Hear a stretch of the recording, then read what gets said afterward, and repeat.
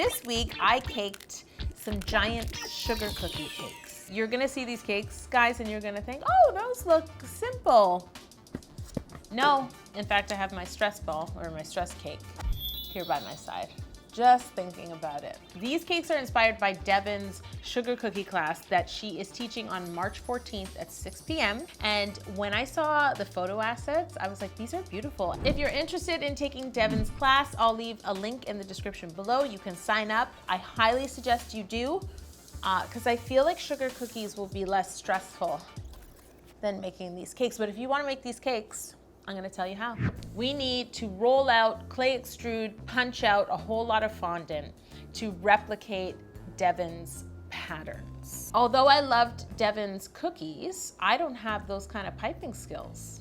That's a different muscle memory. So what I did is I wanted to make the cake, the vanilla cake, look like the cookie, and then I wanted to recreate all of her designs with fondant. Boy, oh boy. So there are 5 colors involved in Devon's designs: white, teal, light pink, dark pink, and a mustard yellow. I love the color combination. Each egg will have a different color as its base color. So I rolled out all 5 colors separately into a nice thin sheet that I will be able to decorate with the patterns and then later on pick up and place on the cakes. I technically rolled 2 sheets of each color. One that I'll cut the egg out of, and the other sheet that I'll cut the patterns out of, like the dots and the lines and all of that. I make sure that they're all the same thickness, and then I place them all in the fridge to chill.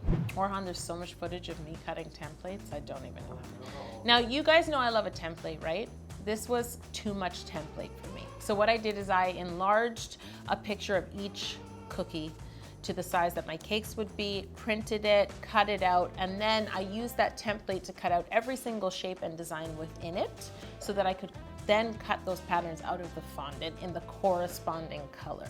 I would say the most difficult part is one of the cookies has like sort of like a little flag design. Which one's the flag design? The white base, the one that's white. Thank you for bringing the cookies. Everyone say hi to Orhan. Hi. What do you mean with flag design? Here. Oh, this is the flag. See, like this part? So these little finicky parts are really hard to cut and add to the cake. Actually, leave them here because I'm gonna use it again. Okay, so we started with the cookie that I think is my favorite, and that's the swirly sort of waves of bands of color. I love it. I think it's really crisp and modern, and it doesn't remind me of any Easter egg I've seen. This was technically the simplest cookie, so I don't know why I did this. I started with the simplest one and then got harder and harder, and I don't know why I did that. I think that's the right way to It's not at all. But my theory was, let me cut out the larger pieces of fondant from my sheets because I know that I can punch out little circles anywhere on the sheet, right? Woo, it made me tired. Okay, so for this cookie, all I did was take the pieces of the template, lay them on the appropriate color, cut along the lines with my sharp paring knife, and then I also left each band slightly longer on one side. This way, if the fondant stretches or shrinks as I pick it up, I can just trim it along one side of the egg. So this is the simplest one because all I had to do is use the template, cut out the bands, and then clay extrude the same color.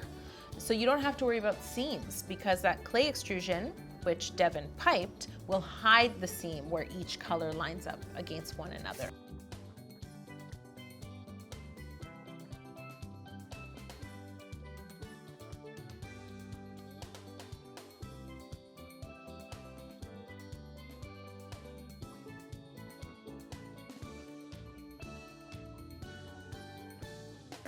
Thank you for being so kind.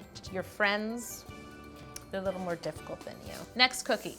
I guess I'll just, wow, this is an interactive interview.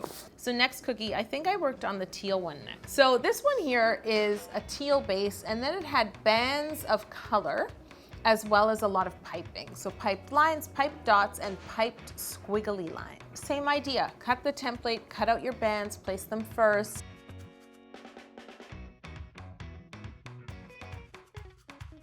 The dots. It is not easy to place dots. So what I did is I made sure they were upside down, used the tip of my knife to pick it up and place it. You always want to make sure that you don't put too much water, because once you wet the surface, you can always see the water stain after the fact, if that makes sense, right? Because it's eating away at the fondant. So use a very tiny paintbrush, dip it in your water, dab some of it off on a paper towel before you use it as the glue.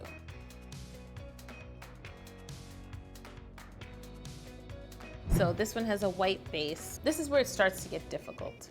There's bands of color, there's piped lines, there's dots, but then there's also these sort of flag designs. They look attached on the cookie because when you're piping royal icing, it flows into itself and ends up drying nice and smooth. So I wanted to cut it all as one. Not only did I use the template to cut the shapes, but I used the template to help me lay them in place. So that's why this takes so long, because it's finicky and you want to get that perfect placement.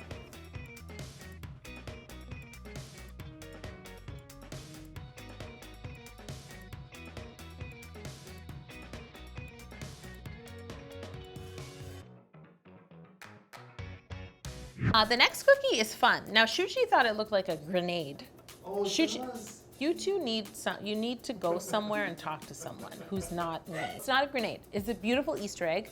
I love this pattern as well because it's not what I would picture on an Easter egg, like creating a grid with dots inside. I just think.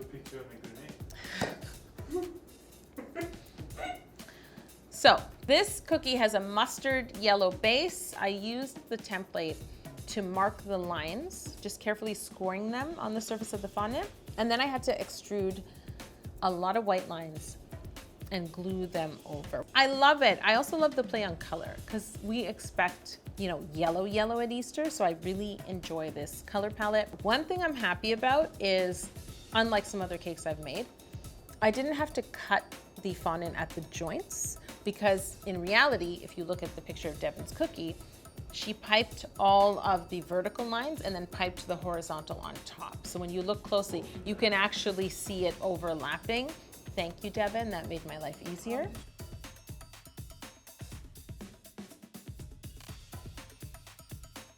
I had to cut out lots of dots in all the other colors, as well as cut them in slightly different sizes because the dots at the top and the bottom look a little smaller than the ones in the middle. So this one was fun. Now we have to talk about the egg, the troubled egg. I actually want to cake my stress cake. If you guys think this is a good idea, leave a comment below. Look how pretty it is. I dare you, if you cake this stress cake, 1, it has to be the same size, and 2, I have to squish it? Use it as a stress cake. No! No! While this pattern works perfectly with royal icing, it's much harder with fondant because with royal icing, what you do is you flood the cookie with the dark pink and then you pipe lines of the other colors and then you use either a scribe or a toothpick to pull the lines while all of the royal icing is still wet. In reality, it's just one flat surface. There's no piping on top, but I couldn't do that out of fondant. Not that it would be impossible, but I'd still be doing it now. Do you understand what I mean? So in the end, I decided to clay extrude once again. I used the template to lay down my tubes of fondant, and then I sort of pinched them at the place where the toothpick would have dragged through. And I did it right on the template just to make sure I was getting the design. One thing I like about this is all the lines aren't perfect because when you're dragging, the way it blends looks different in every area. Laid them all on the template, chilled them, and then I carefully picked them up and laid them on the cookie. I don't know why I saved this cookie till last. I did the other 4, I kept dreading this cookie. I even almost, when I first decided to make these, I was only gonna do 4 and not do 5. But I don't like when I don't accept the challenge. So I accepted the challenge. And now you said, I'm not only accepting the challenge, I'm also gonna do it when I'm most tired. Tired, yes, that was key. That is key. So as Why don't you just set the studio on fire? I should. It's coming. The day is coming.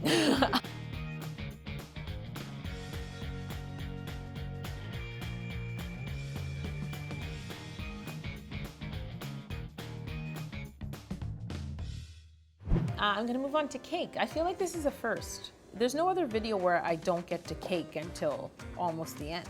If I had built it on the cakes would have been out for so long, so I didn't want to do that. For the cakes, I baked my classic vanilla cake because I think it looks most like a sugar cookie. The larger rectangle I cut in half, and then I leveled all 3 cakes, removed the caramelization from the bottom, as well as layering them all into 2. So this technically gave me an extra layer of cake. Don't worry about it. That doesn't last long here. Now that I have 6 layers of cake, 1 for snacks, I need to cut 5 layers of cake into an egg shape, and I need to make sure that it's slightly larger than all of the fondant patterns I've created, because often on a sugar cookie you can see the edge. And then of course I simple syruped all 5 layers of cake, all 5 egg cakes. After I let the simple syrup soak in, I needed to simply ice the top or crumb coat the top with a little Italian meringue buttercream so the fondant will stick. Now I can carefully place each fondant egg on top of the cake egg. And then as soon as I did it, I realized I should have trimmed the edges. I just used a pair of scissors and very carefully cut away a tiny bit of cake. That's it. I did it 5 times.